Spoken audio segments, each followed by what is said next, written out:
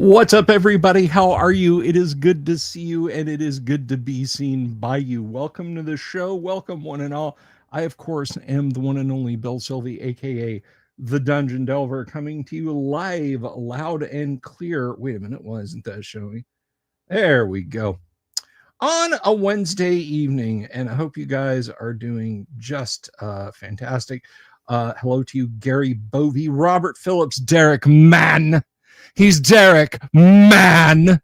Kyle Johnson.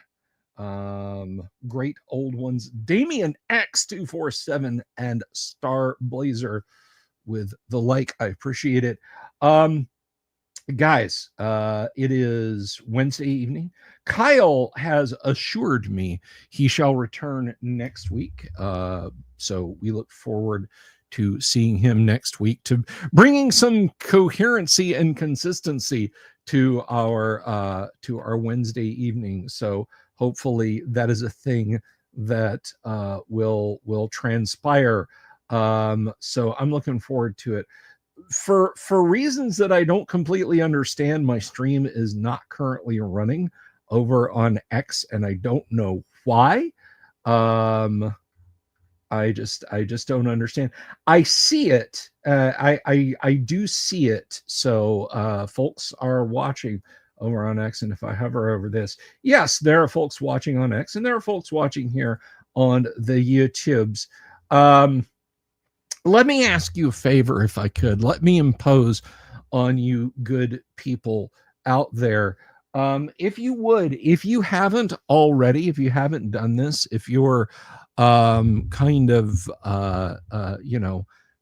Johnny come lately, you're a fence sitter. Look, there's nothing wrong with taking time to ponder and consider things.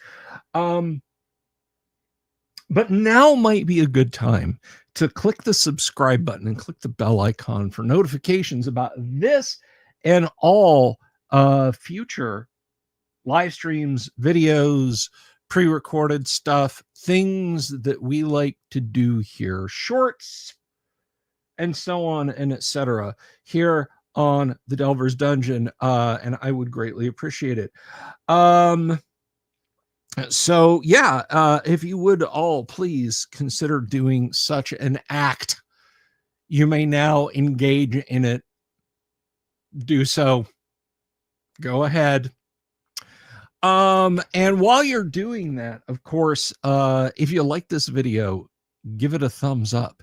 And if you're watching this video in the future, leave a comment down below and tell me what you liked about it. If you're watching this video in the past, leave a comment below and tell me how you did that, because honestly, I want to know. I would like to know. All right, so today the show is brought to you, of course, by me, by the Dungeon Delver. Check out our merch. There is a merch link. You can get an awesome t-shirt with a logo designed by the one and only Tracy Lesh. That also goes on pint glasses, stickers, mats, all kind of cool stuff. I am made to understand that spring is currently out of stock of the canvas prints. Somebody asked me when they would be back in stock. That's not really something I have control of.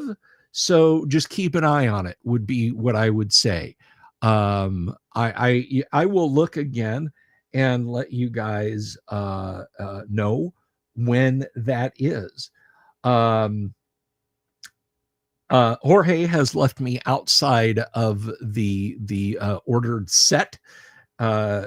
So good evening to everyone and to Jorge. Let's see.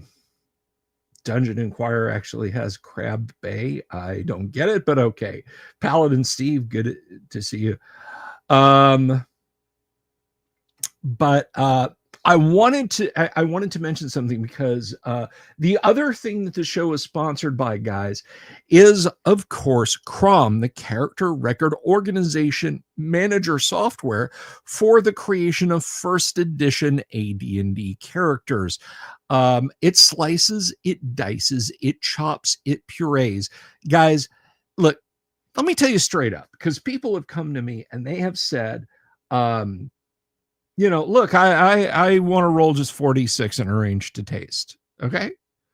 You know, or there's a free character generator right over here and what have you. And you know what? If that's the case, that's fine. That's fine. No, I completely understand it. You're absolutely right. Save your 25 bucks and you do you. But here's the important thing.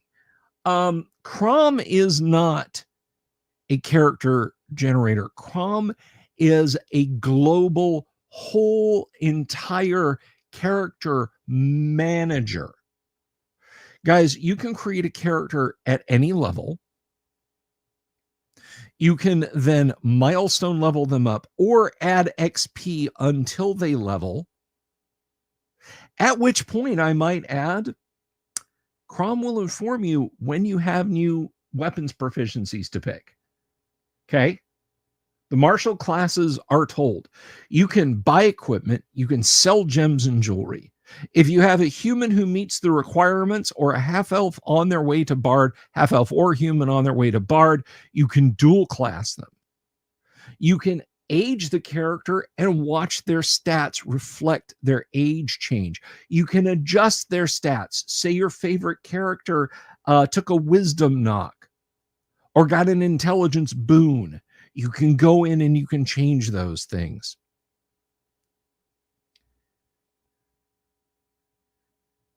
The program fully manages your character from soup to nuts. You want to change their alignment? Change their alignment. Crom will knock you down a level. Crom is absolutely your solution for character management in a 1E game. Last night when we were playing AD&D, in 5 minutes, I knocked out 4 NPC characters right here on the fly. I bet you guys didn't even know I was doing it. And I created them. Boom, boom, boom. Save to text, save to HTML. If you're feeling froggy and you want to go and you want to dig in and you want to mess with the JSON file, well, back it up first, but you can do that. And Crom will reflect the changes you've made. People have asked me about better customizing their characters. I should put together a video on editing the JSON file for Crom. It is a pretty damn good program. I just want to tell you guys. And right now it's $25. If you want a copy, reach out to me. My email address is going to scroll right across over here. bsylvie@gmail.com is where you guys can reach out to me. And I will shoot for 25 bucks. I will shoot you the latest and greatest copy of Crom. Now, to that, let me say, there's a slight update. If you already own Crom, you're going to be getting a slight update because Crom is one of those things that there are little corner edge cases I never thought about, and even were not 100% clear in the player's handbook and Dungeon Master's Guide. And I double checked this today. Did you know right now Crom actually does not do lawful neutral thieves, but you can be a lawful neutral thief in first edition AD&D. And I gotta point this out. I double checked this. I asked Jim Ward, well, what do you mean? I fired up the Dungeon Master's Assistant Volume 2, Characters and Treasures. I created a thief. Lo and behold, one of the alignment options, lawful neutral. You can be a lawful neutral thief in first edition AD&D. I bet you didn't think those things went together. And yet, there we are. So I will be adjusting the code. It's literally going in to a helper file and adding open quotes, lawful neutral, close quotes, comma, save, compile, and then shoot that out to you guys.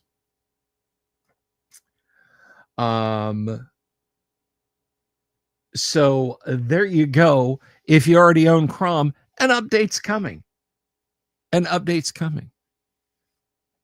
And the way I do my package update, guys, is it's not like a patch. I don't know how to do that. I don't know how to make an installer that injects fixes, and I can just go in and fix the code and then send you guys links to download the latest version. So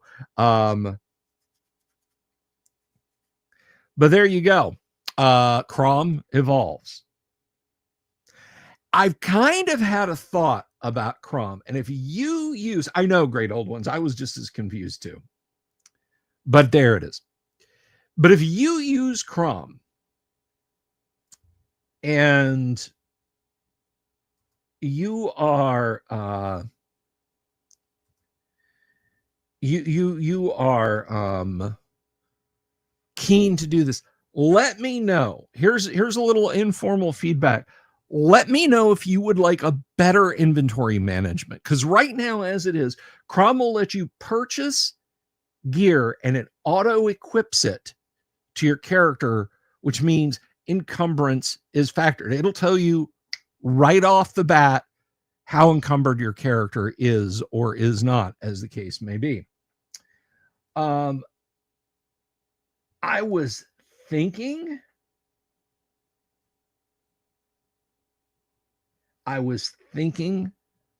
about adding an inventory control function that would let you go in and select which items are carried versus owned. Because, case in point, a week's worth of grain for your horse, that's heavy. You're not carrying that in the dungeon with you.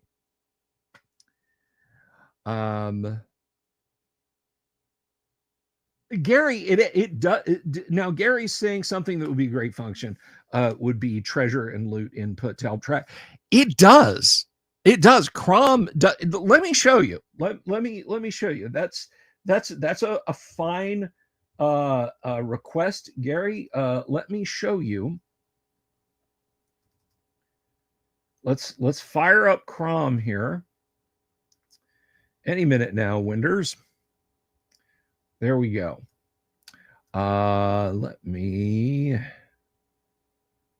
Let's make this a little bit bigger so you guys can see. All right, so let's share screen, window. Let's do that. Okay, so Gary was asking about treasure. Kaku, hello, good to see you. So let's create a character. And we're just going to do 3. What do we got for stats? We got a high int, so let's make this a magic user. Let's do human and yes, and male and magic user. And we're gonna we're just gonna say magic user 5, 1 proficiency, melee, dagger, done for right now. Yes, no, we're not gonna check for psionics and do lawful good. Name for a character. Oh, I don't know, Gary, let's say. So it encrypts your character. Yeah. It's the Crom chain. Imperial Ramblings, the Crom chain. Hey, by the way, IR, congratulations, man. She's adorable, dude. All right, so here we go. And let's just save it to text. And Gary, yes, load Gary. Okay, so here's Gary. Now, coinage, you'll note, is currently 4 platinum pieces, which is 5 times 4 is 20 gold. Not a lot of loot. I think Crom should delete itself. I'll just follow the old what was it? Myth 2 from Bungie Software back in like 1999 or 2000.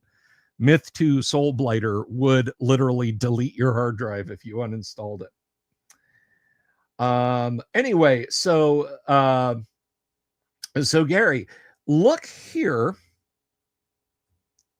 Say, look here, man. Come down here. You got it down there. Money. See where it says money? Right here. Let's add some money. We're going to modify coinage. We're going to go into gold pieces. We're going to add 50 gold pieces. And look at that. Boom. It's reflected right on the character sheet. Now, let's say we've got some gems and jewelry to sell. Let's do G for gems. Enter value, gem, jewelry, value, and gold pieces. We're going to do 100. And oh, look at that. Gold pieces just now bumped up to 130 because per the player's handbook, it does in fact bump off that 20%. So as you can see, I don't have my background up. Thank you as always, StreamYard, for changing shit. So as you can see right there, there's our managed treasure, my friend. Crom, do it.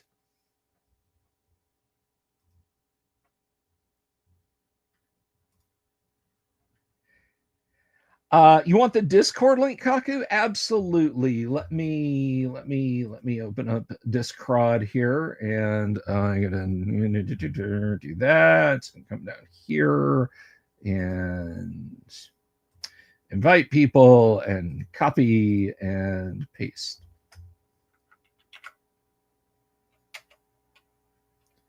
And there you guys go. There's the Discord link.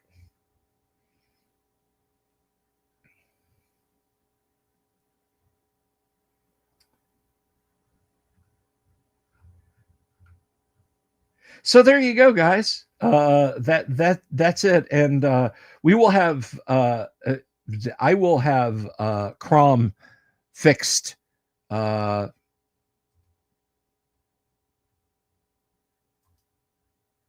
on a second.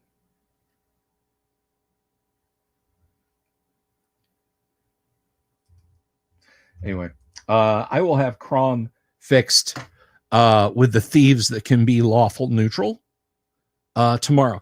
I'm just running through iterative tests, running it on all races, multi-class, and of course dual class for humans, to make sure that it's going to work properly. So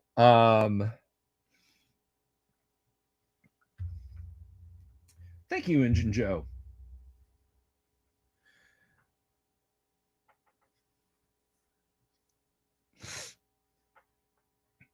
So it is that easy to use, guys. You only wish the dragons well. I'm not gonna. So,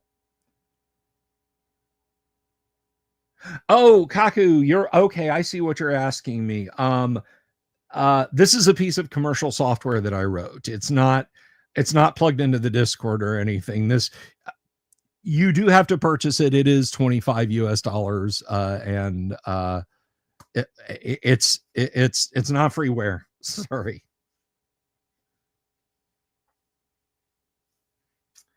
But one thing I will point out to you, by the way, guys, and I didn't mention this. I want to open up. Let's see. Can I? There's Gary. That is the wrong file. All right. So we decided that Gary was a share screen. That Gary was a human magic user. Take a look right here. Crom automatically generated the spell book for the character. Erase, Feather Fall, Light, Mending, Message, Read Magic, Shocking Grasp, and Sleep for the level 1 spells. Level 2 spells, ESP and Scare, and level 3 is Suggestion.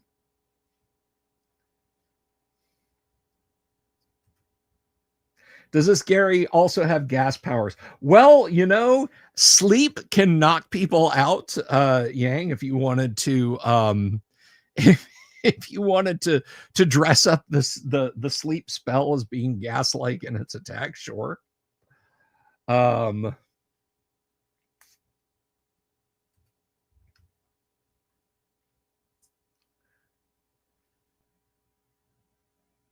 Crom does the legwork for you, and it isn't hard to convert to. You can get a 2-hit armor class 0 for your characters based on class. Sure, I mean, yeah, if you want to do that, I'm not going to stop people from using it for whatever. And that's the beauty, guys, with this. If you want to make a 5th level magic user for basic D&D, like not worry about equipment, not worry about what all the stat bonuses and everything are, but you still want a fast character generator, Crom will do that.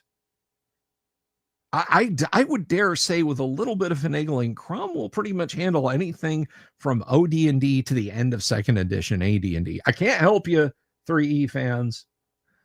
But yeah, it can absolutely be used and abused for that purpose for your pleasure. If that's what you guys want to do, then absolutely do it.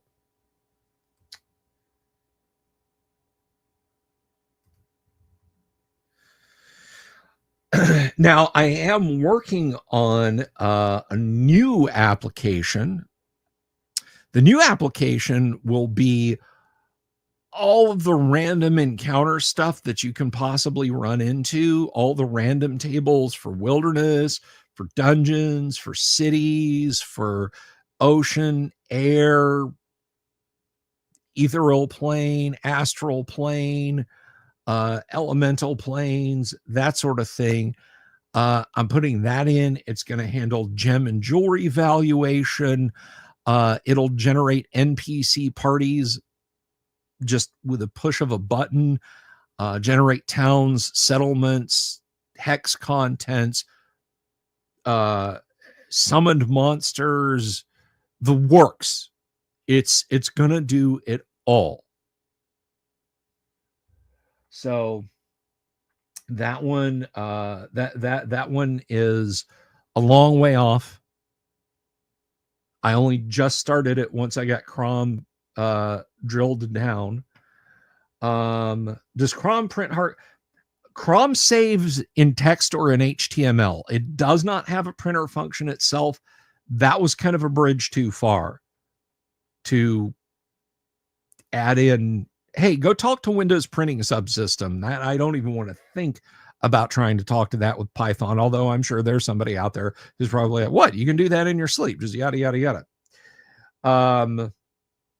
But Crom saves in text. That's all this is, guys.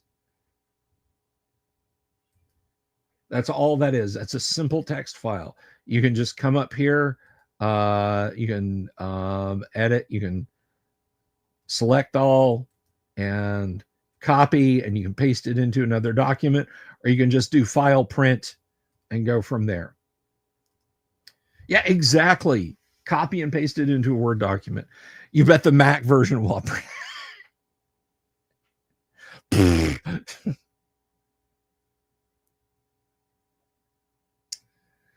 About the planes, I think the image shown it. Yeah, it is. The old planar wheel is a nice representation. Kaku, you are correct.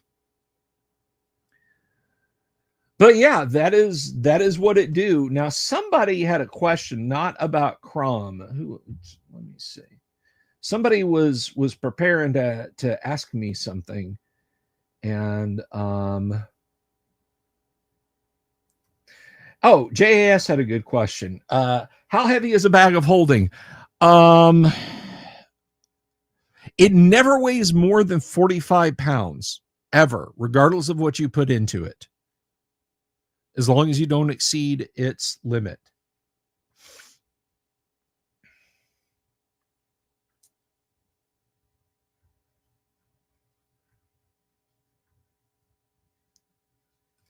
Kyle Johnson said he's got a discussion topic he wants to ask. Well, Kyle, now's your chance.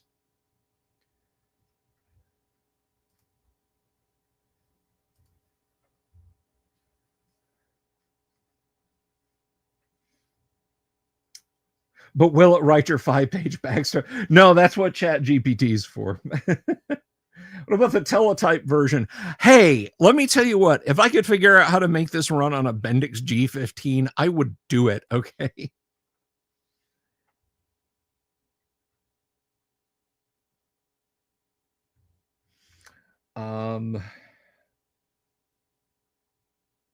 Anyway, so bag of holding while Kyle Johnson types the bag of holding, bag of hold, as we call it. We don't call it that.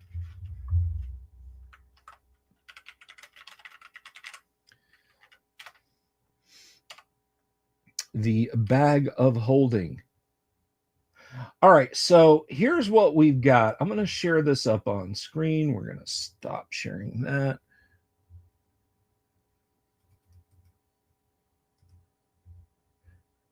And we're going to present. By the way, tomorrow night, guys, Doc Flamingo is going to be here. Doc's going to be our guest. We're going to talk about Age of Blood and Iron, his TTRPG. And then next week, we're going to have Watcher of the Damned. If you don't know who that damsel is, we'll tune in and find out, because she's got some creative stuff. I don't want to talk to her about that. And then I'm hoping in the following weeks to have as a guest both Mike Mornard and Harold Johnson on. I'm not sure what order, but I'm looking forward to it. So anyway, bag of holding. Bag of holding. Let's move this over here. As with other magic bags, this one can appear to be a common cloth sack of about 2 feet by 4 feet. The bag of holding opens into a non-dimensional space, and its inside is larger than its outside dimensions. Regardless of what is put into this item, the bag of holding always weighs a fixed amount. This weight, the bag's weight limit in contents, and its volume content are dependent upon its quality below. So if I dice up a bag of holding, odds are it's going to weigh 15 pounds. It's going to weight limit is going to be 500 pounds or 5,000 coins. And its volume limit is going to be 70 cubic feet. Now, note the weight limits here. 60 pounds. Yeah, you can carry 1,500 pounds or 15,000 coins weight and 250 cubic feet of space. But it weighs 60 pounds. It doesn't matter if you've got a paper clip in there. It weighs 60 pounds.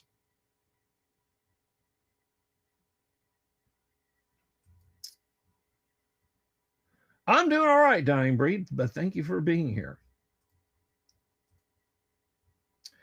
I recently downloaded the combat computer, the slide ruler found in the Dragon Magazine 74. You spoke with somebody about the merits of an abacus. Any other strange, unusual devices for assisting with play? Not really. I just think a lot of that stuff, like if you can use the combat wheel proficiently, awesome. I feel like it would be neat to have an original one from back in the day, but would also be terribly fiddly.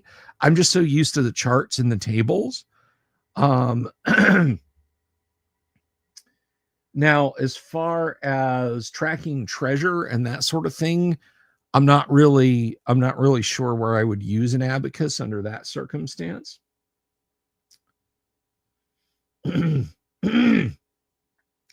60 pounds, put it in your portable hole. Maybe not.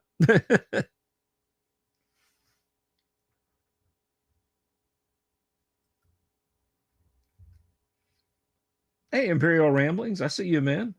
If you were talking to me.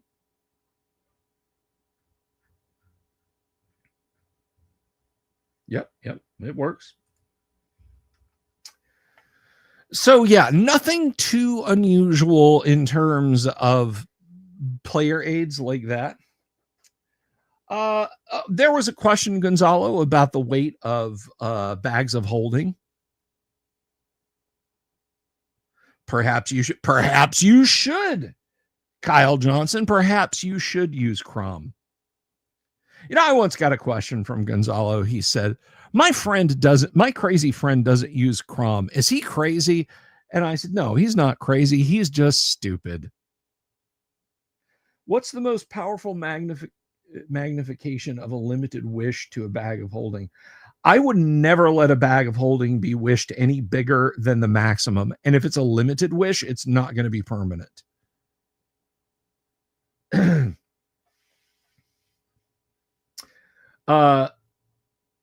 TB Flowers, are you for real? Crom? Why, it's the all singing, all dancing character record organization manager software. Create characters, milestone level them, add XP and watch them level incrementally. Drain levels from them and watch them lose the proper amount of hit points. So if you have a fighter who starts with 10 hit points, they go to second level and get 4 hit points. They get kissed by that beautiful buxom brunette succubus, and they lose a level. They lose exactly 4 hit points. Did they age into a new age category? Watch their stats change. Change their alignment. Do they meet the ability to dual class as a human or as a half-elf on their way to being a bard for that half-elf? Then you can dual class them. Any class race alignment combo allowed in first edition AD&D Crom can handle. Find out if a new character has the potential for psionics. Will it generate a spell book for high-level magic users? You bet your boots of striding and springing it will. Sell gems and jewelry. Save your character as text or as HTML and load them again later to change things.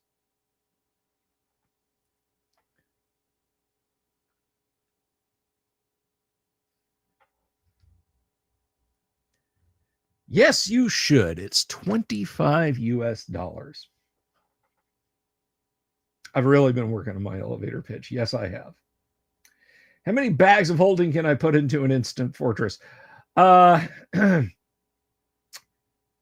many as you want. Just understand that when you shrink it down to the 1-inch cube that it is, I will say versus crushing blow. I will say versus crushing blow. And if the bag fails, I will treat it as a ruptured bag of holding.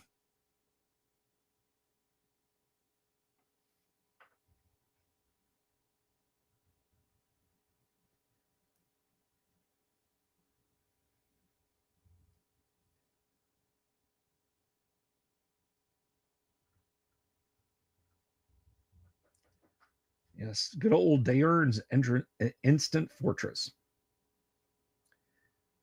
How much is Crom and Dungeon Minister currency? You'd have to, let's see. I don't know what the exchange rate right now. Let me see. Hang on a minute. You're making me look stuff up.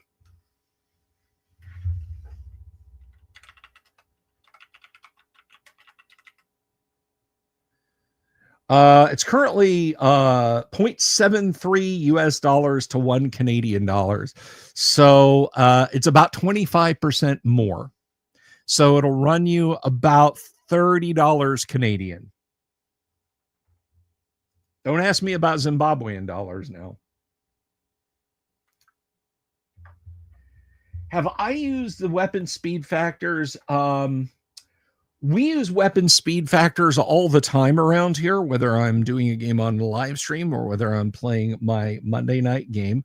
We do weapon speed factors. It is wonderful for breaking ties, but not just that, for determining who strikes or gets struck first in magic user versus melee or missile. 3 segments to cast a fireball. Dagger's only 1 segment. Guy runs up and gets into a fight with a magic user. If he stabs him with that dagger, and he can do it.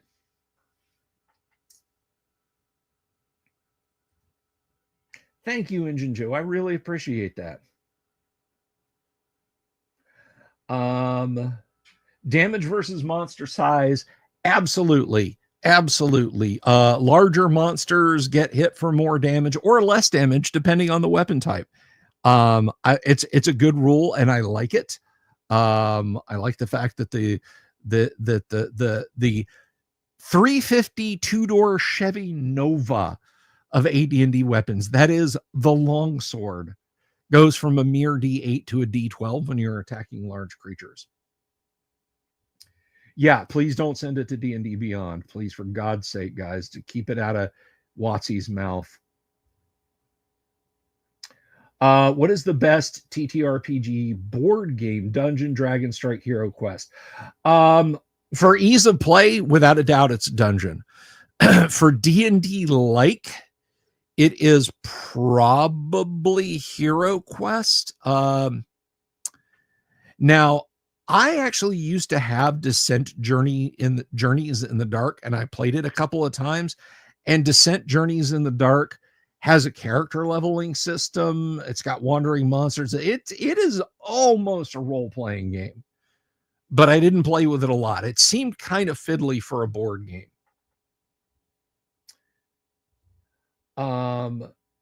Now I attempted to use weapons versus armor type.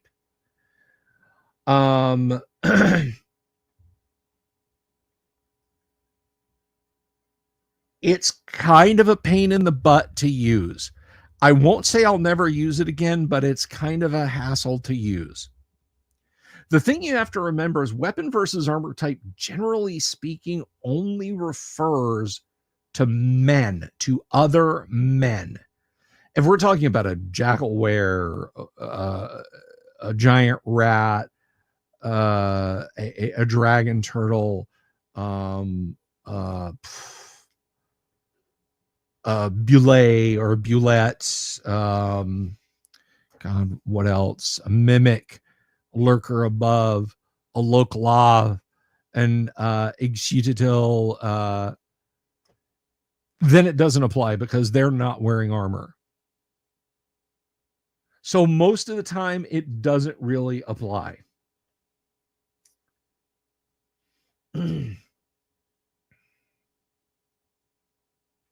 Most of the time, it does not apply.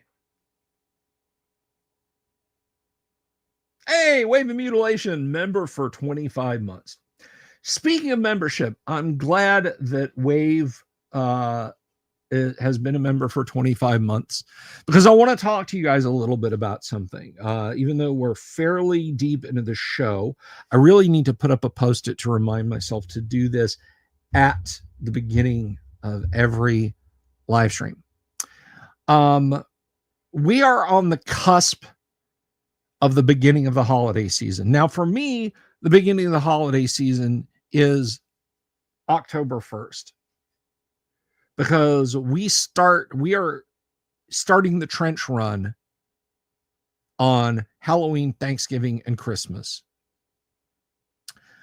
Last year, during the month of December, I gave away 4 gifts. I gave away a mini arcade Pac-Man machine. I was misshipped 2 of them. So I got 1, and a lucky person out there got 1. A Mobile Suit Gundam model kit, a D&D cookbook, and something else I was shipped 2 of, the classic Red Dragon mini from WizKids. I gave out those 4.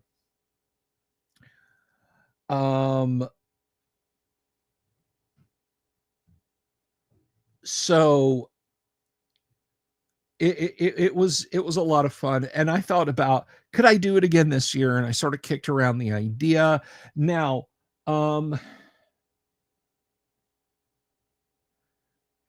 I would say most of the gifts last year were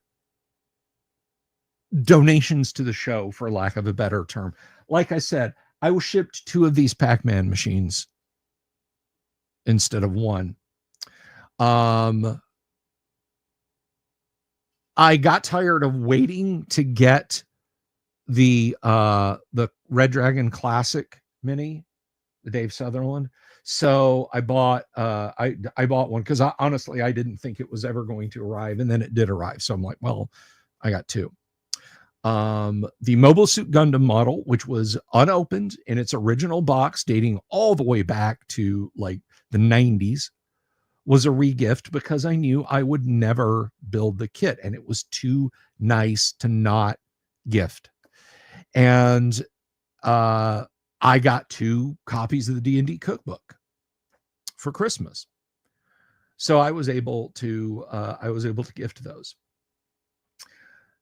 And I thought about what I could do for 2025 Christmas. And the solution kind of fell in my lap this past spring. I'm not going to tell you guys tonight what it is that I'm going to offer. I'm going to tell you on October the 1st. The people who will be eligible for the drawing, and we're going to do a wheel spin. You guys have seen me do the wheel spin before. I'm not going to do the say if you want in on the contest, because I'm literally going to go down the list of channel members and Patreons at any level. $1 on Patreon, $1.99 on YouTube. Any level. Veteran to master thief. Any level.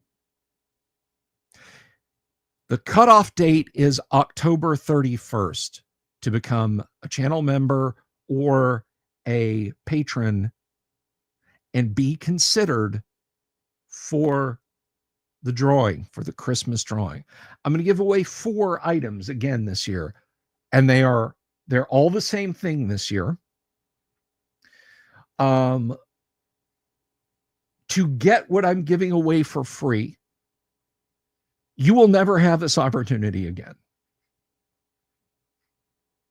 You will absolutely, positively, without a doubt, want to crack at this if you love Dungeons and Dragons. I am hand making these items. These will be handmade.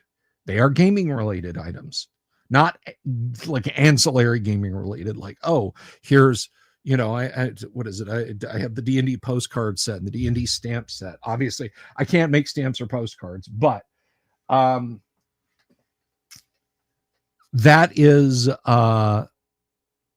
when you guys see on October 1st what I have to offer you, you're going to want to sign up. You're going to want to become a channel member or a channel patron. Guys, for as little as $1, as little as $1, there's no greater advantage for coming in and saying, "No, I want to be a $20 patron. I know you don't even offer that tier. That'll give me a better chance." No, it won't.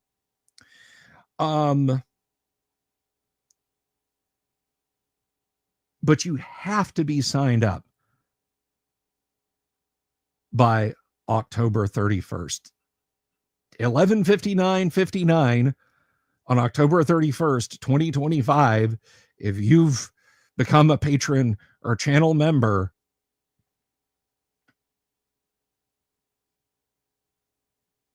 $12,000 November 1st.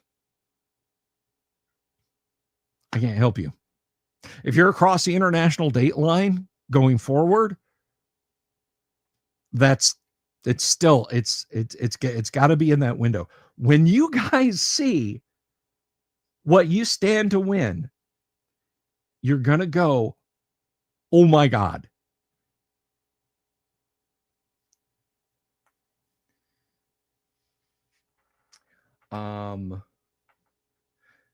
Now, one thing that I've got to do, guys, is I know I have some international subscribers. I know some international viewers who may want to become members to do this. I may have to meet you in the middle on shipping. Shipping stuff overseas is crazy expensive. I'm not like sending you an official Dungeons and Dragons aluminum engine block or anything like that, but it will be Gonzalo.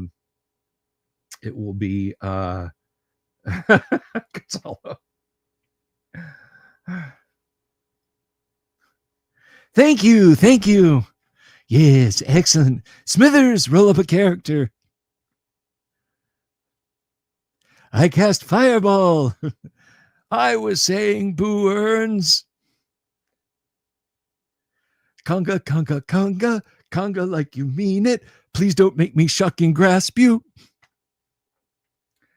Good night, Dr. David Howard, DM in Diaz OCDT. Whew.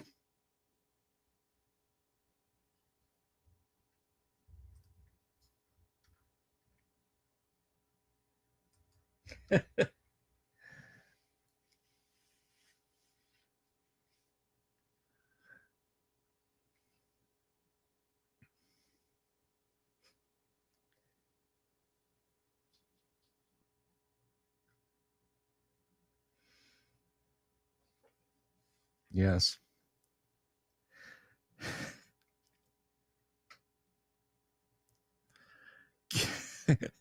Get me Gary Gygax, damn it.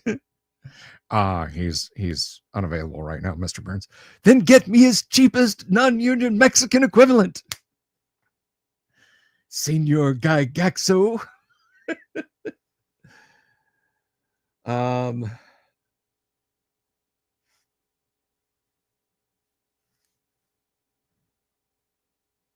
That's right. Gary was on Futurama, and that never ceases to blow my mind. I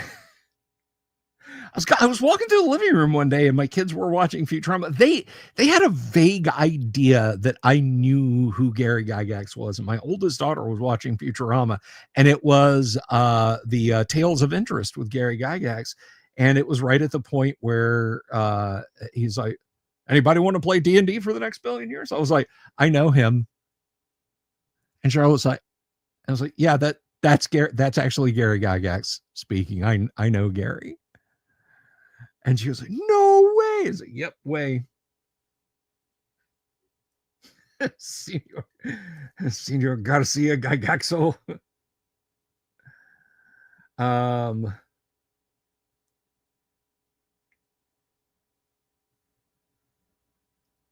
Any hot takes on Feast of Legends? I have it. I have Feast of Legends. It's not terrible. I mean, the whole, eat a hamburger to do something in the game. That's a little, but it's not awful. It's got okay artwork. I mean, look, I grew up during the Satanic Panic, guys, okay? If McDonald's or Burger King or Burger Chef or a Hardee's or Dairy Queen or Rex or Arby's or Wendy's had come out with a tabletop role play, they would have laid siege to those places. You would have had Jim and Tammy Baker protesting.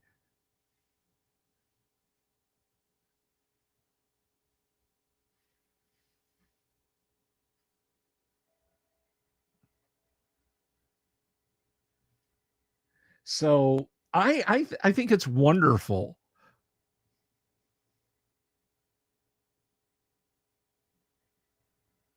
If you see your mom this weekend, be sure to tell her Satan, Satan, Satan.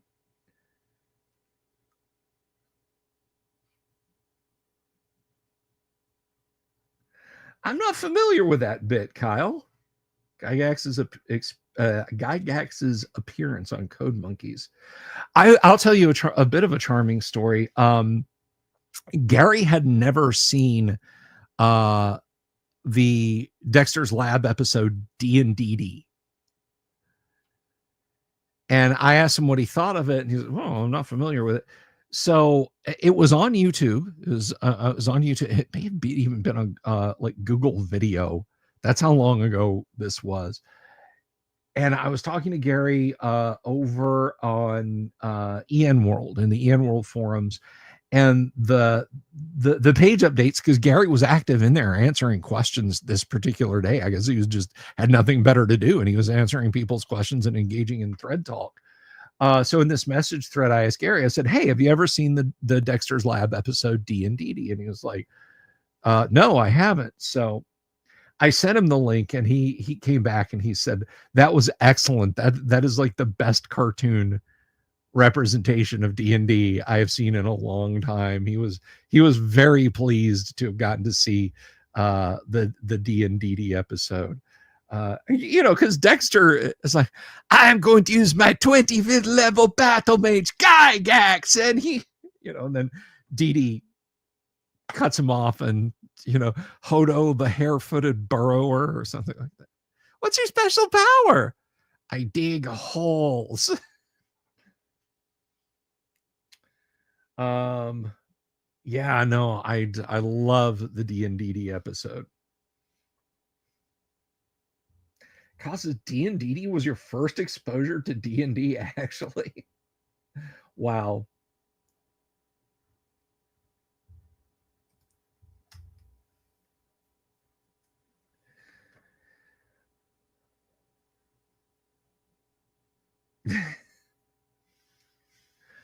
Oh my goodness. So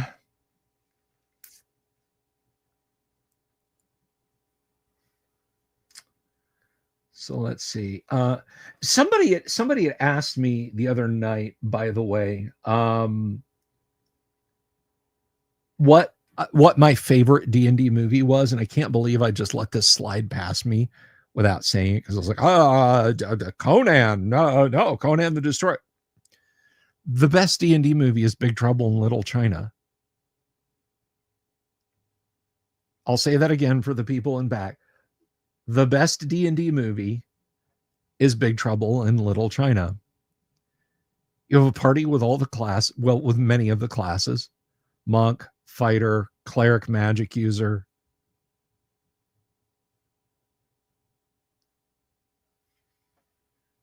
Actually, we'll give him a couple of fighters, right? But it really is. It's a D&D movie. They go into the underground. They explore a dungeon. They fight an evil wizard. They rescue a princess. I ask you, how is that not D&D?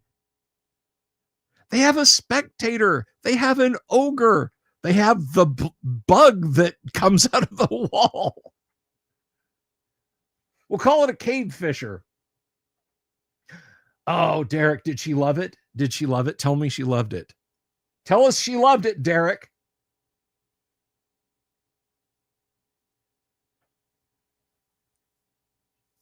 They drink a potion of heroism. I mean, do we need to say anything else? This is a Dungeons and Dragons movie.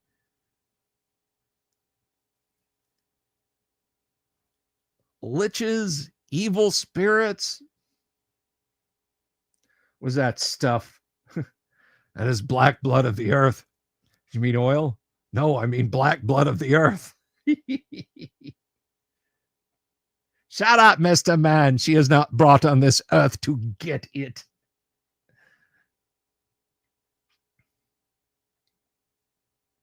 Burton died for somebody's sins, but not mine.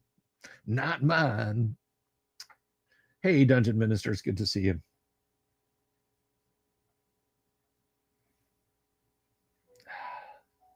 How could she not like? Yeah. What does that mean? China is here. Come on, what does that mean? It's an infinitely requotable movie.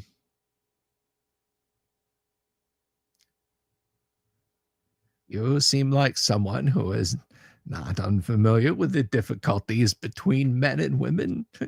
And still, like fools, we keep trying.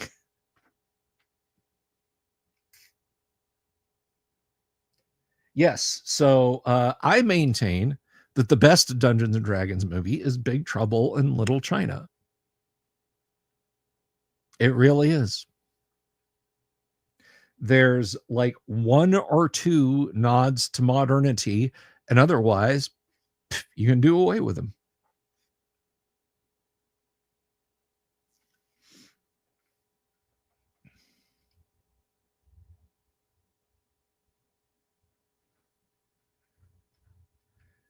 Chinese have a lot of hells, Jack. Yes.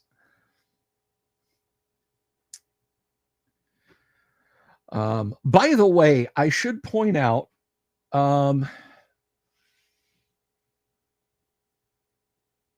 yeah, Damien, could we say it was a psionic tool or just a magic duel? I mean, I'm okay with it being psionics. That even makes it more AD&D as far as I'm concerned. I do want to mention though, Dungeon Minister, by the way, if you guys haven't registered for ClericCon, even if you can't make it, there will be virtual stuff happening at ClericCon. The only thing you don't get is a nice chicken dinner out of it in the fellowship hall, unfortunately. But I would dare say it is, I can never remember the town, and I'm so embarrassed by this. It is southern suburban Canada's 7th largest TTRPG convention, and probably the largest one to be held in an Anglican church. Glen Williams. It's going to be the largest gaming convention in Glen Williams, guys. But you should definitely go and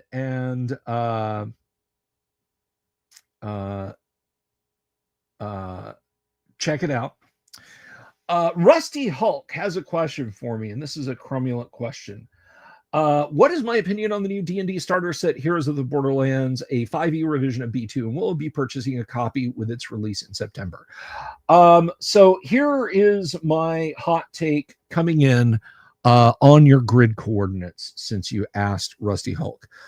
At first, I was intrigued because, and I was like, I could see myself buying this. I could, to see what, look how they've massacred my boy.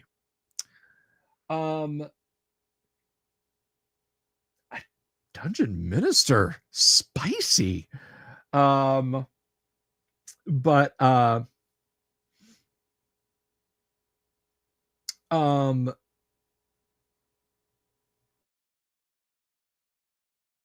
here's the thing.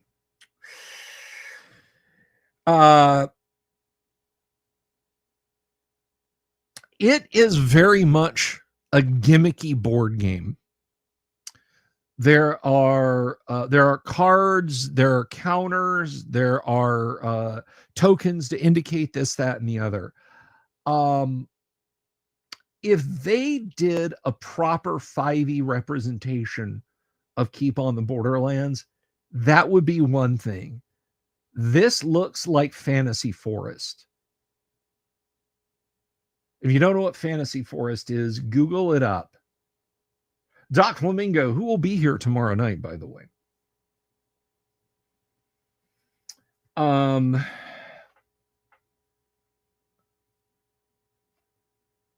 Fantasy Forest was not a great game that TSR put out.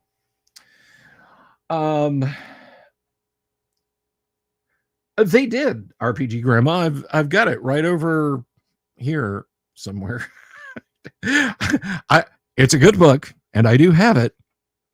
Let's see. Lost City, Castle Amber, Temple of Elemental Evil, Into the Borderlands. Yeah, it's got B1 and B2 in it. So my problem, my hang up is that it is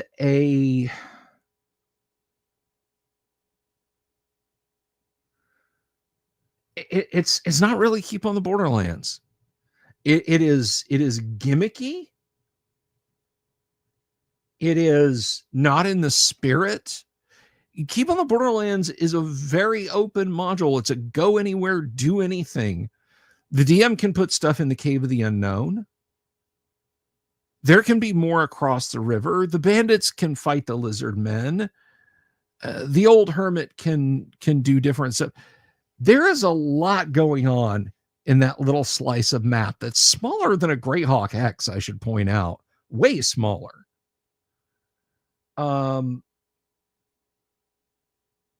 It is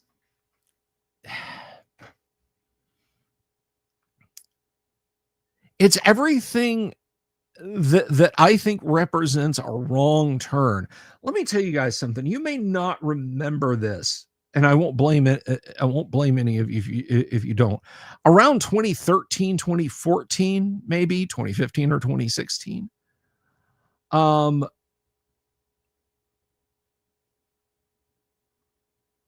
was it? Was it Fantasy Flight? I can't remember the company.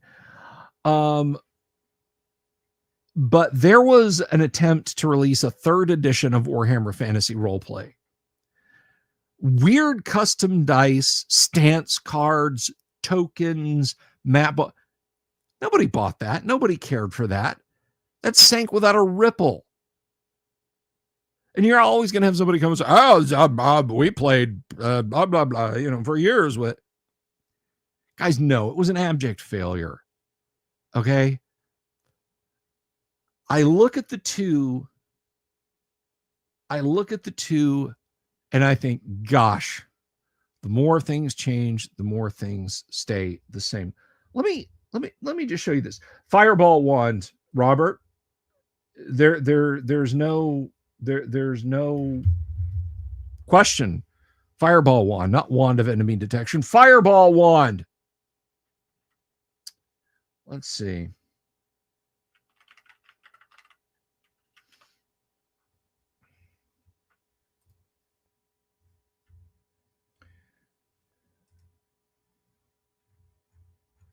I'll try and find a nice image. Okay, that's a real good image of that.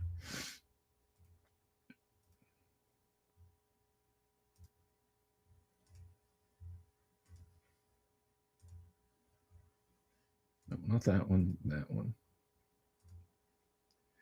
Now look at this. You could be forgiven for thinking that this was like Hero Quest or something like that, or Talisman. Yeah, these weird dice. There's no numbers. Yeah, it was Fantasy Flight. Cards, counters. This is a role-playing game. This is Talisman with more steps.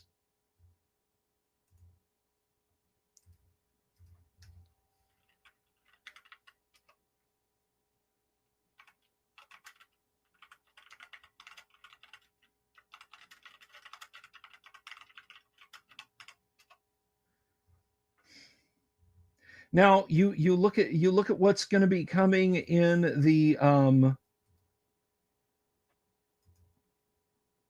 you see if I can pull this up also.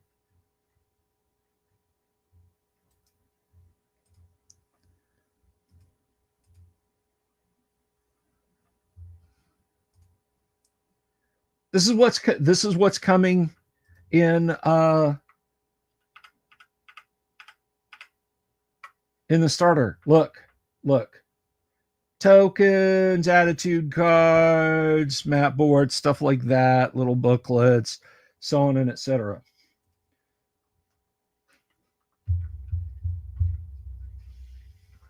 That's not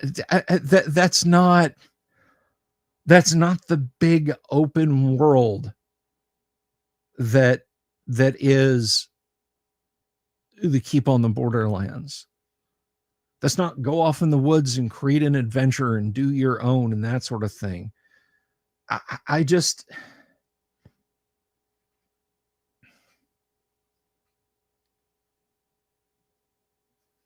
yeah, those dice do look like they were grabbed out of a bargain bin.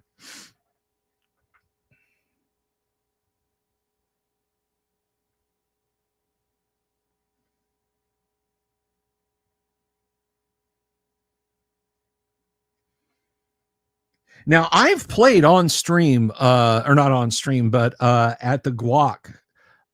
We did Hero Quest, and Hero Quest is okay. The Hero Quest reboot's okay. If you don't have Hero Quest and you like it, it's a good way to get it. So I hope that answered your question, Rusty Hulk. I'm not going to be getting it. It doesn't look good. It doesn't look like it doesn't. This isn't different art, guys. All right. This is tokens and cards. That's just not. That's just not D&D, guys. It's not.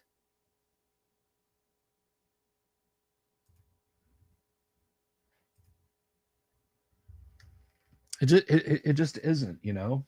And the idea of, well, maybe what D&D is changes. You know, I get it that sometimes you have to say, look, embrace the forward past. The future is now, old man. But when you so fundamentally change certain things, it's like, well, look, NASCAR shifting to rear engine, center cockpit, open wheel, open cockpit, spoilers, et cetera, et cetera, et cetera. It's just F1 at that point. No, it's still NASCAR because we call it NASCAR.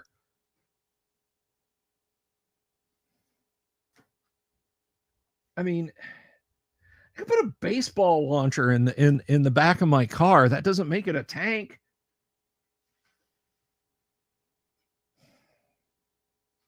You're welcome, Rusty Hulk. Steel Mongoose, hello. Good to see you.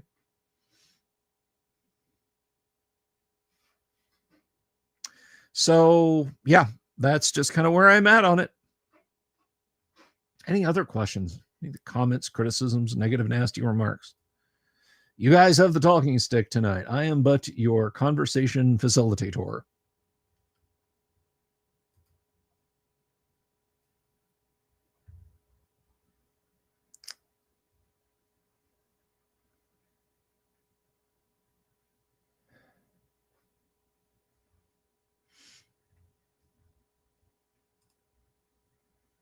It makes it a French. Is the difference between EverQuest on a PvP server and playing a modern online TTRPG? Okay.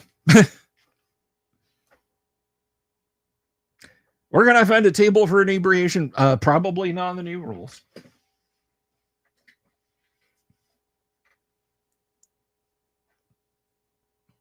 You know, one thing I have to say, and this was, uh-oh. you done it now, Gonzalo. One thing I am going to say, I thought this was kind of funny.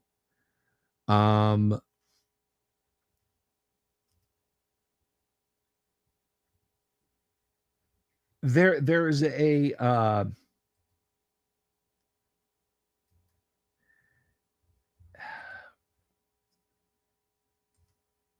is people, we were talking about, I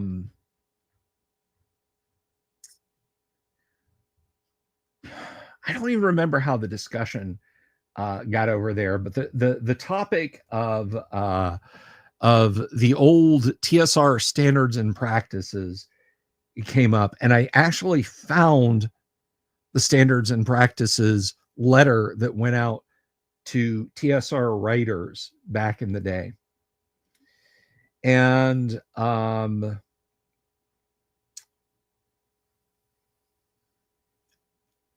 you know, we all kind of pointed and laughed over on social media. What was distressing to me was a few people that were like, I don't know, that seems pretty based to me. Keep the degens out. Like, please don't fall in lockstep with moral panic, folks. Please. Can we not find a middle ground?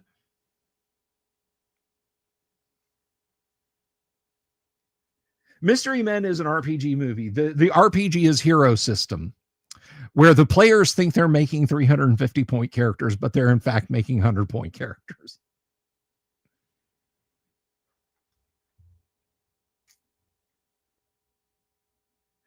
FMCS Recon asks, have I checked out the Memorial Tomb campaign starter by Ernie and Ben? I have a couple of parts of it around here. There's something I got for free RPG Day that's on a shelf over here, but I don't know where it's at. And then I feel like Ben sent me a PDF to look at, just as kind of like, hey, this is where we're at.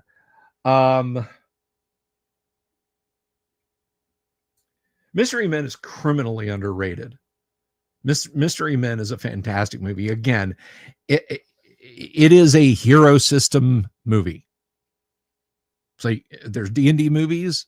That's a hero system movie. Buncher says the middle ground keeps getting moved. You're right. Yes. To the disco room. Oh, great moments in cinema. I loved Mystery Men. Me and my coworker Jose took the afternoon off and went to see that thing and laughed and laughed and laughed and laughed. That movie was amazing, and it still is. You can't hurt me, baby Bola. I'm protected by the power haircat. Whoosh. God, everything about that movie is perfect. Why didn't it do better? When you can head off your foes with a balanced attack, then is it when you can balance attack hammer on your head, you can head off your foes with a balanced attack. And why am I wearing the watermelon on my feet? I don't remember telling you to do that. Walks away.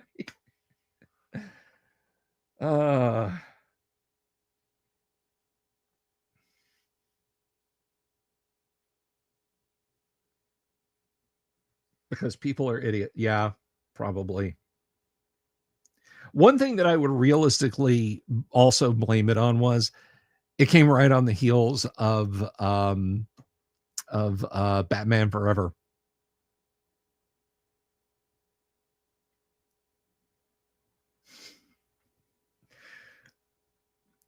All right, Gonzalo, shut up. You're under arrest. I will have the double burger and the large fries and a Sprite with just a little bit of ice.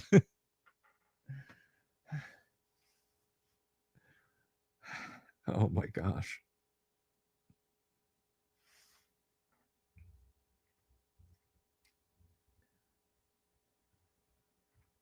Yeah, I could go on a quoting session about Mystery Men. If you haven't seen Mystery Men, guys, again, it is Hero System, the movie. I highly, highly, highly recommend it. Lots of, oh my God, is that so and so moments in the movie too, where you will literally just be like, I didn't realize that guy was in there. Like, now I realize that the Sun has more or less set on his career, but up until like 2010, 2011, Dane Cook was huge. Dane Cook is in the movie for like 10 seconds. You're like, oh my God, that's Dane Cook.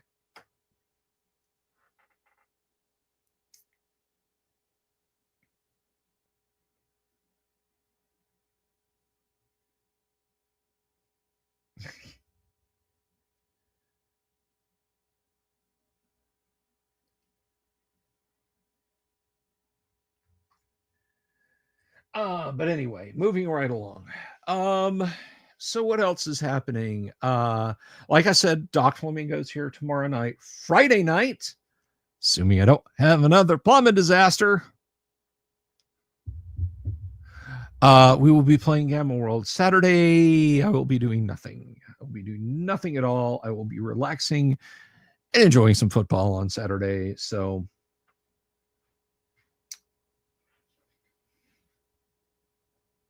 don't tempt fate. Yeah, I know.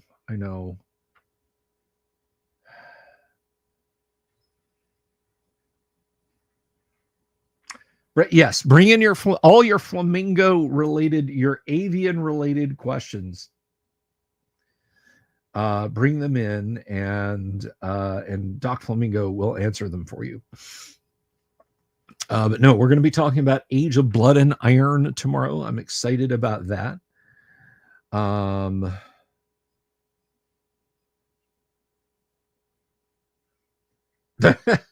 Yeah, Rob Turner. Yeah. You know what's funny is when the Roto Rooter guy left at 4:00 in the morning. He got here at 11:30.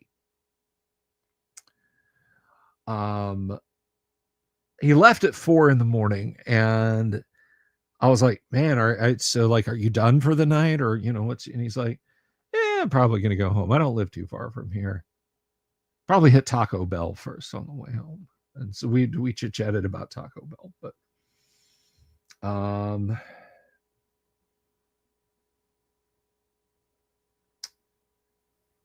so yes, we already had our Taco Bell jokes with the Roto-Rooter guy who was amazing. So does anyone have any questions for me? Any more D&D related type questions?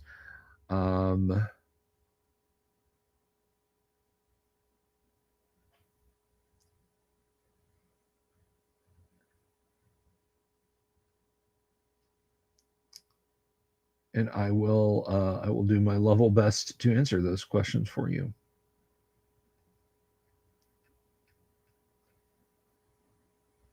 Oh, Savo asked a question. And hello, Savo, sneaking in here. What modern role-playing concepts have I added to my hyper-traditional AD&D games? Modern concepts. Wow. I can't think of any. I honestly, I mean, I'm not trying to be like, get away with your new stuff.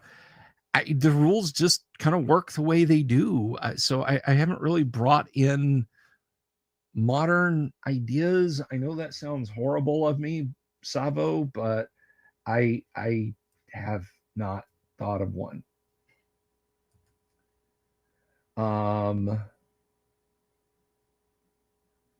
Favorite plant-based monster. Can we broadly consider fungi under plants? Because if so, brown mold. I cast fireball. You all freeze to death. Brown mold rockets out into the dungeon and you all freeze to death. Russet mold is nice too. Veg pygmies. Green slime.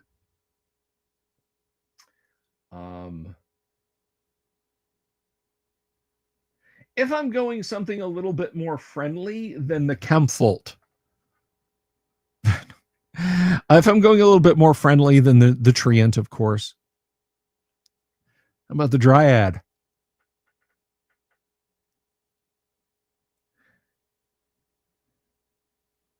Shambling Mound. Iron Man, definitely. Now, funny thing about the Dryad, it's like, oh, they're not evil. They're not good either. Remember, if the Dryad sees someone she falls in love with, then she's gonna try and take them. And if that happens, that's as good as if the character was bundled up into a black hole. She casts Charm Person. Person wants to go off with their new girlfriend, the Dryad. I figure, there's equal chance a Dryad might be attracted to anyway. Although the Monster Manual does specifically say men, whatever. If that happens, if the party doesn't realize this, if she stumbles upon them at night and the person on watch is high enough charisma, come to me, my love. You wake up the next morning and Paul is gone. Gonzalo, roll up another character.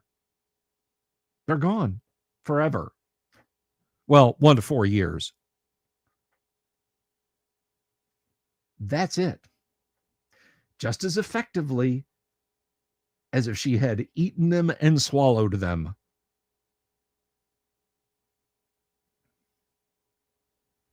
Well, Gonzalo is not, You know, I gotta double check. Now I want to look. Let's see. If I do that. So, I mean, if we look at the dryad,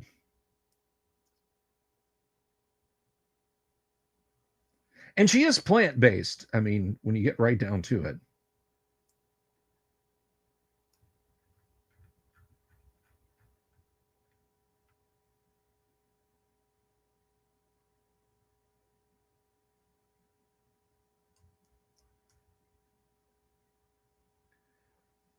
Let's see.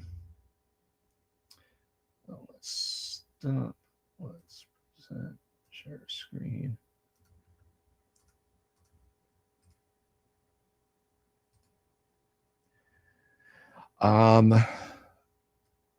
So yeah, these beautiful and alluring tree spirits are found only in the most secluded places. They are found only near oak trees and never more than 36 inches. That's 36 yards, by the way, out of doors from their individual tree of which they are actually a part. A dryad is shy and non-violent. Unless surprised, a dryad can disappear by stepping into a tree, slipping out on a side unseen by the intruders, and dimension door to her own tree. Dryad trees are distinguished only by their large size. They do not radiate any magic. If seriously threatened or if near a male with 16 or greater charisma, the dryad will use her powerful charm person spell, which may be cast up to 3 times per day, once per melee round, with a -3 on the victim's saving throw. If a person is taken away by a dryad, there is a 50% chance they will never return. And if they do return, it will be from 1 to 4 years later.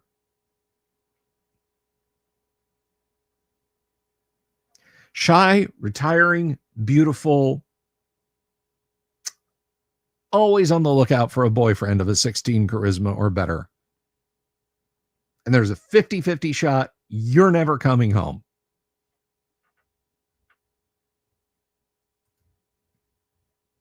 So not necessarily a quote unquote good creature.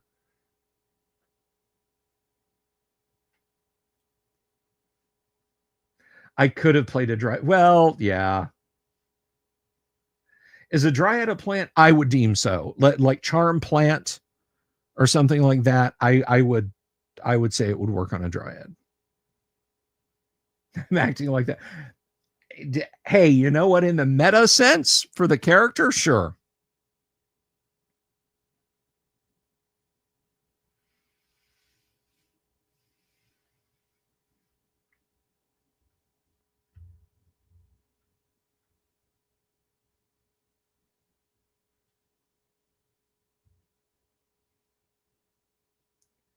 Also lost a hireling guard to either dryad or succubus in Pathfinder 1. You don't know.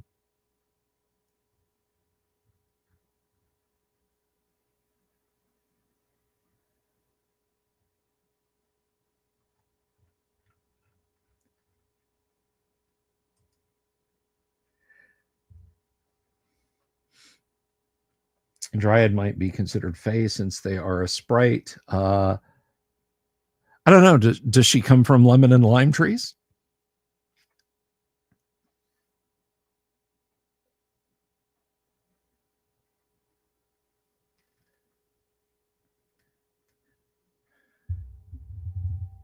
Somebody once asked me what I thought of off-road bicycles and racing around on tracks and doing stunts like that. And you know, I told him straight up. I said, "Look, the more I think about it, I just get super cross at the idea." So, yes, dryads are dangerous.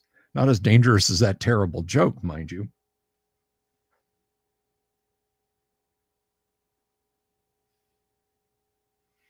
Get with a dryad, make beautiful little saplings.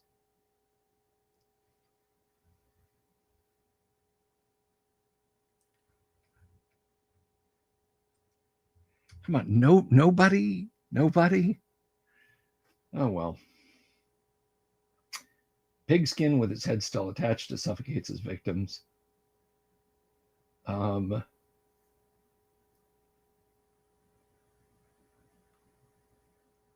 I don't know if Tonka Todd was around. We could tease him about coming up with a name for it. He's a big Arkansas football fan.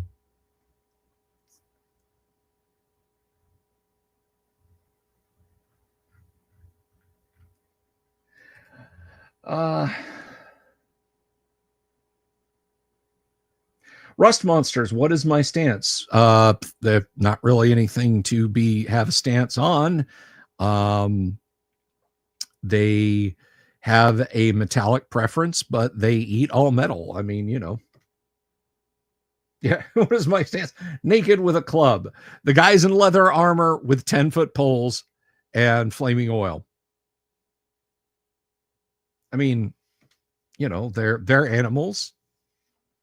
There's just, you got to hold them off. Arrows, sling stones, long poles. Just strike them with long poles like quarter staves. You just got to beat them. Hit them with magic missile. They're bad juju. They get close to the party, and that's it.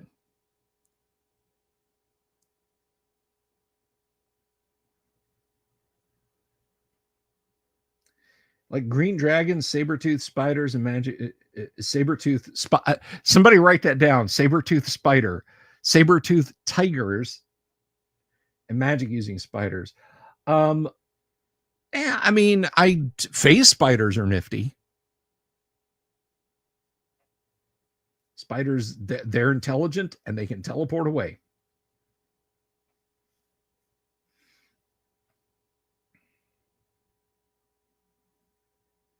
Green saber-tooth spiders. Dungeon Minister, I give you permission to introduce that in your adventure you're running at Claricon. You may go and write it up. You don't have to go right now. But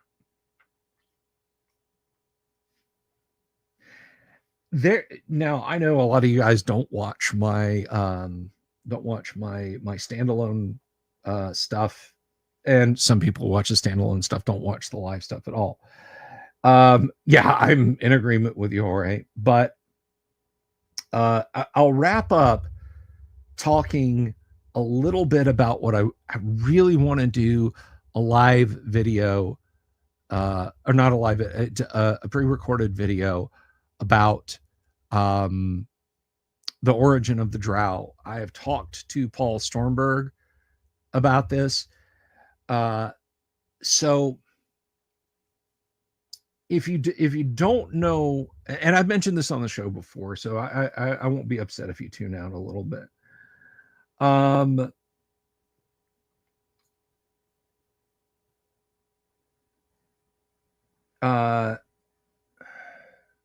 I have Master of the Game. It's dull. It's really, really dull. I need to go back and reread it one day and give it its due. How about warg spiders? We have those. They're called giant spiders.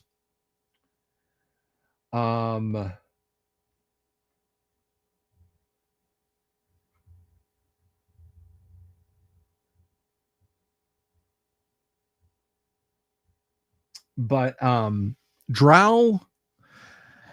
So if you don't know, Gary was absolutely enamored of Asian themes. If you go through even original D&D, but particularly the monster manual for 1E AD&D, there are so many different Asian things. Gold dragons are obviously Asian themed.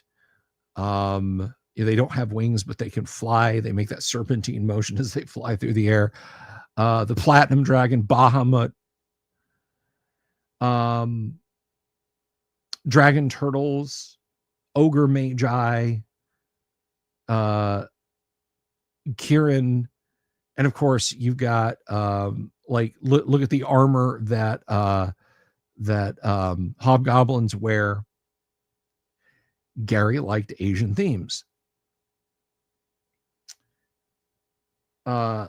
It's pronounced drow. Great old ones. It is pronounced drow. There's there is uh, a spider being in Japanese myth called the Jorogumo. And the Jorogumo is a great black spider with a beautiful woman's face. Does that sound familiar? And she can change her shape to lure people into her clutches.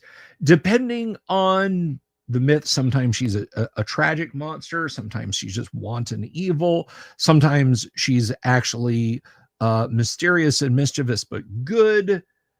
But she's definitely a magical creature.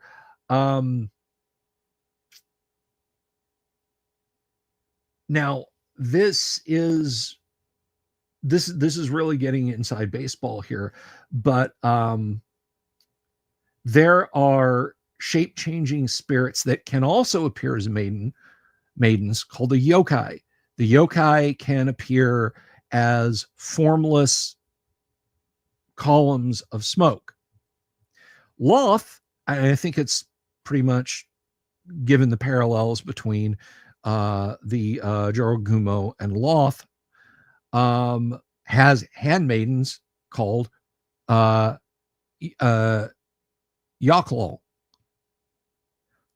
formless columns of smoke, or can appear as beautiful maidens. So there's the deity and her servants. I mean, I think that's lifted almost entirely intact out of Japanese myth. Now, the race of those who worship her, the drow, that's actually Nordic.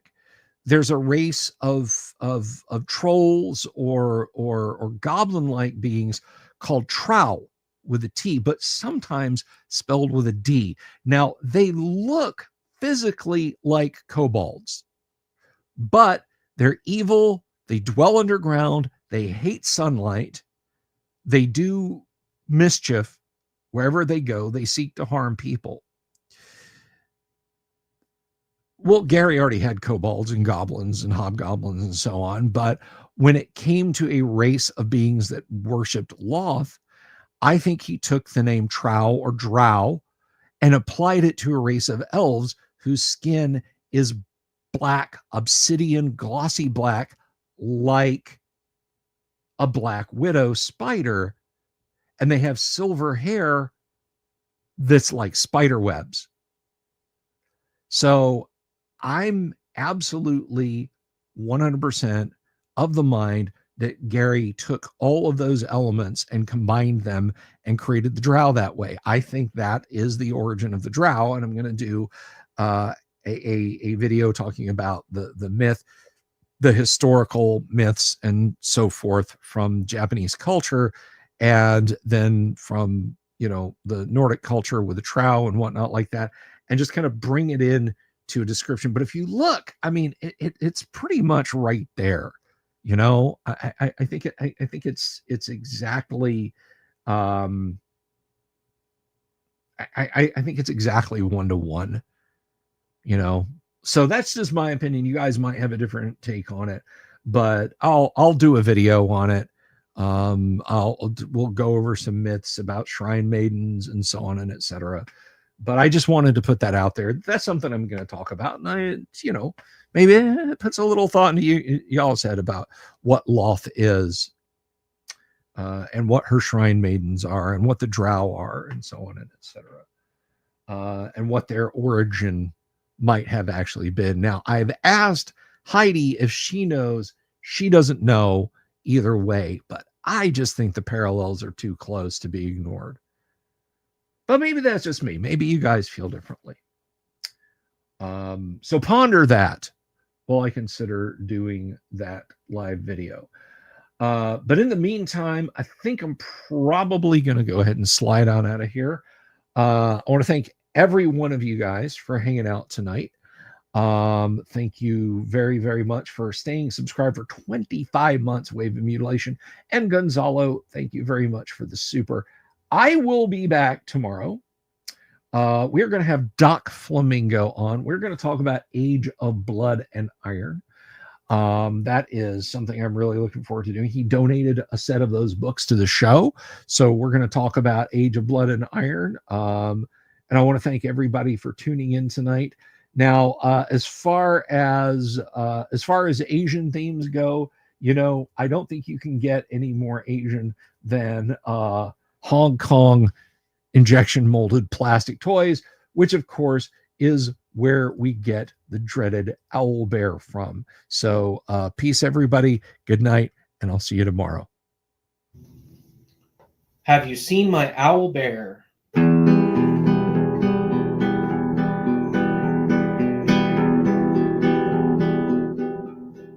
Here's to all the weirdos everywhere, in the woods and in the air. Have you seen my owl bear?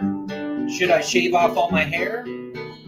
Bobs are all around, some live in tunnels underground. Some are fat, some are rich, some are sleeping in a ditch.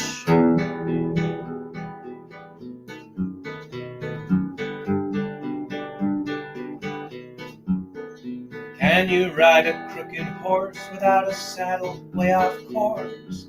Naked as a toad, all the way to Smoky Joe's. Have you seen the little creep driving fast in his little green Jeep? He smells like fish and brandy, but his rotten teeth look dandy. Take me to the show, I don't care if fast or slow. From action flicks to dancing dicks, just take me to the show.